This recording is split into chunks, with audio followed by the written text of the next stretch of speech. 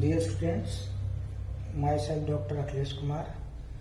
आज हम BSc second year chemistry honours में एनालिटिकल केमिस्ट्री के टॉपिक जो पिछले क्लास में विभवमितीय अनुमापन के प्रकार पर डिस्कस किया। उसमें पहला था एसिड बेस टाइट्रेशन, अम्ल क्षार अनुमापन। उसको आगे बढ़ाते हुए आज जो टॉपिक है वह है कॉम्प्लेक्सोमेट्रिक टाइट्रेशन या संकुलमितीय अनुमापन।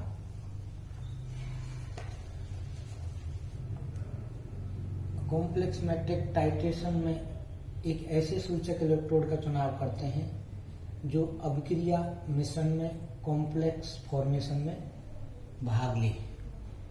यह इलेक्ट्रोड उस आयन के प्रति क्या होगा, उत्कीर्णनीय होगा। एग्जाम्पल,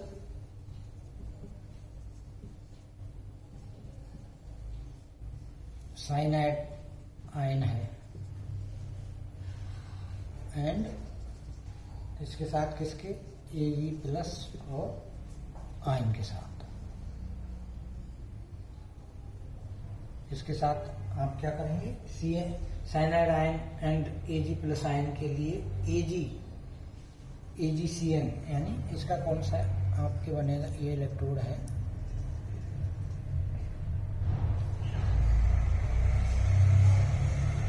इलेक्ट्रोड काम में लेते हैं सिल्वर साइनाइड का।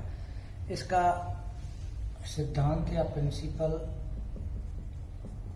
है इसका, इस अनुमापन में जब आंशिक विलय अवक्षेप उपयुक्त या सूटेबल अभिकर्मक के संपर्क में लाया जाता है तो एक विलय कॉम्प्लेक्स का निर्माण होता है। उदाहरण के लिए जैसे KCN पोटेशियम साइनाइड व सिल्वर नाइट्रेट का क्या करें अपन, अनुमापन करते हैं। KCN व AgNO3 का अनुमापन करते हैं। तो ये इसका एग्जाम्पल है। इस अनुमापन में KCN विलयन को AgNO3 सिल्वर नाइट्रेट विलयन में मिलाने पर प्रारंभ में अल्प विलय अल्प विलय कौन सा है, जो साल्ट बनता है AgCN बनता है, जो बाद में पोटेशियम साइनाइड यानी KCN के आधिक्य में घुल जाता है तथा विलय कॉम्प्लेक्स AgCN का आपका कौन सा बनाएगा, ये AgCN का होल ट्वाइस, ये आपके कॉम्प्लेक्स बनाते हैं। अनुमापन के दौरान जो रिएक्शन होगी वो क्या होगी, Ag प्लस 2 साइनाइड आयन उत्कीर्णनीय अभिक्रिया है तो AgCN का होल ट्वाइस या Ag प्लस CN माइनस आपके क्या बनेगा, AgCN बनता है। इसमें प्रयुक्त सिल्वर इलेक्ट्रोड का विभव निम्न जो समीकरण के द्वारा ज्ञात कर लेते हैं। हमें सिल्वर इलेक्ट्रोड का विभव ज्ञात करना है तो आपके क्या होगा, Ag plus Ag equal to E0 0.0591 log Ag plus ion.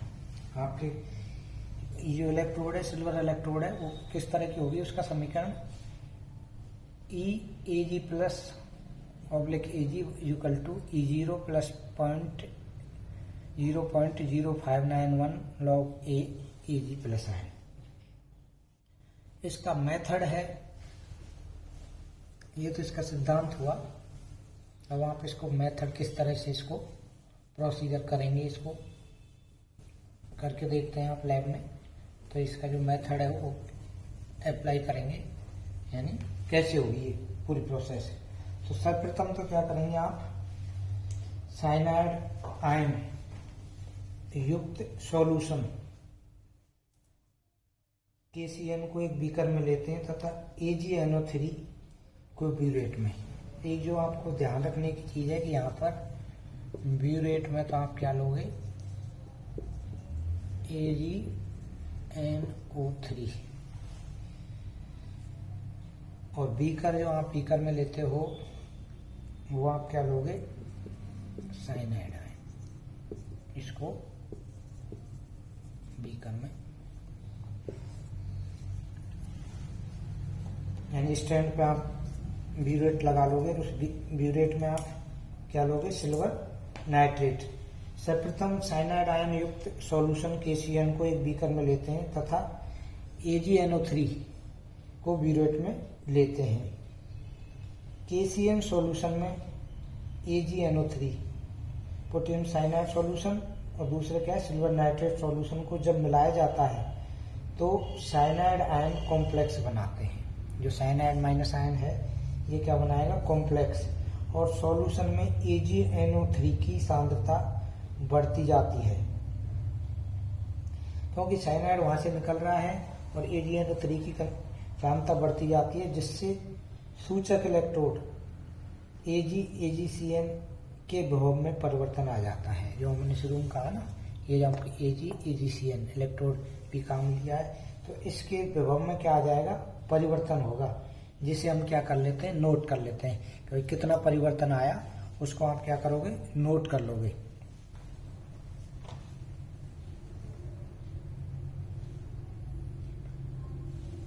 इसके बाद कॉम्प्लेक्स फॉर्मेशन की प्रक्रिया तब तक चलती रहेगी जब तक कि संपूर्ण आयन कॉम्प्लेक्स आयन में नहीं बदल जाते। जितने भी इसमें आपके साइनाइड जो है ये आयन्स, ये पूरे के पूरे कॉम्प्लेक्स फॉर्म में नहीं बदल जाएंगे जब तक क्या होगा, ये प्रोसेस चलता रहता है, या ये आपकी ये क्रिया चलती रहेगी। प्रक्रिया एंड पॉइंट पर जो अंतिम बिंदु आप ज्ञात करते हैं उसमें क्या होगा, आपके एंड पॉइंट पर Ag प्लस आयन की सांद्रता अधिक होने से सूचक इलेक्ट्रोड के विभव में तेजी से चेंज आता है। क्योंकि Ag प्लस आयन की आपकी कंसंट्रेशन पहले बढ़ रही थी जैसे जैसे साइनाइड आयन कॉम्प्लेक्स बना रहा था, तो इससे क्या होगा, जब एकदम चेंज आता है तो वही क्या होता है, इसका एंड पॉइंट होता है, अंतिम बिंदु आपको जो याद करना होता है। उससे आपको ये पता चलता है कि आपकी प्रक्रिया है, जो प्रोसेस है वो कंप्लीट होने वाला है, एंड पॉइंट पे कंप्लीट हो जाता है। तो इससे सूचक इलेक्ट्रोड के विभव में तेजी से क्या होगा, एकदम चेंज आएगा, अंतर आएगा। डिटर्मिनेशन ऑफ एंड पॉइंट जो पहले भी आपने करा है वही है, ग्राफ से आप कर सकते हो। E व V के मध्य ग्राफ खींचोगे। End determination of end point कभी भी आप निकालोगे तो अंतिम बिंदु ज्ञात करना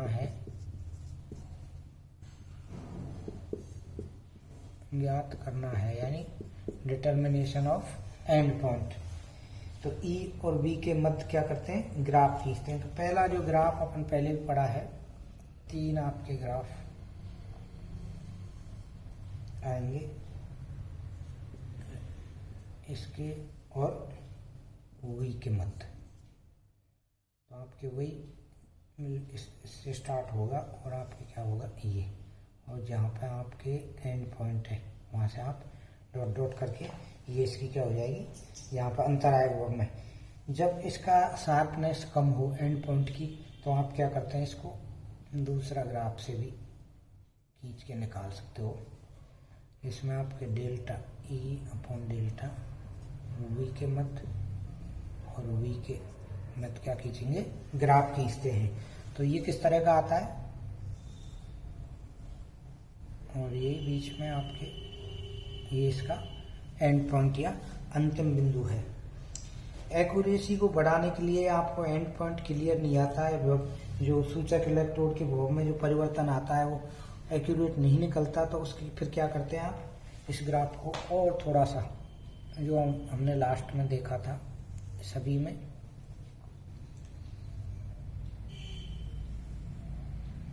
किसके मध्य डेल्टा अपॉन डेल्टा का स्क्वायर वी के मध्य ग्राफ इधर यहाँ पर। तो आपके किस तरह का ग्राफ आएगा, वही 0 से कंसंट्रेशन ये बढ़ती जाती है इसकी, और फिर आपके ये और यहाँ पर, और आपका क्या हुआ एंड पॉइंट इस पर आपके क्या हो जाएगा। तो आप यदि एक्यूरेसी पहले उसमें आती है तो आप ई और वी के मध्य जब ग्राफ खींचेंगे उसी से आपके क्या आ जाएगी, इलेक्ट्रोड वॉल्यूम के मान ज्ञात करके और आप उसका क्या निकाल सकते हैं, कॉम्प्लेक्स मेट्रिक टाइट्रेशन को कंप्लीट कर सकते हैं। आयनों की इनकी जो क्रिया है उसको आप इसी ग्राफ के द्वारा भी समझ सकते हैं। तो ये बिल्कुल सिंपल है कॉम्प्लेक्स मेट्रिक टाइट्रेशन। इसमें क्या है, साइनाइड आयन और सिल्वर आयन के मध्य जो होगी उसमें Ag और AgCN इलेक्ट्रोड काम लेंगे और ब्यूरेट में AgNO3 काम लेंगे। जबकि जो आप पिपेट में या बीकर लेते हो, पिपेट के थ्रू बीकर में डालोगे, उसमें क्या होगा, साइनाइड आयन। इन दोनों की जो क्रिया कराते हैं तो अंतिम बिंदु पर सूचक इलेक्ट्रोड के भोग में तेजी से क्या होता है, परिवर्तन आता है, और जो परिवर्तन आता है वही क्या होता है, एंड पॉइंट होता है। और इसको आप इस ग्राफ के जो दिए गए ग्राफ हैं इसके आधार पर आप क्या कर सकते हैं, निकाल सकते हैं।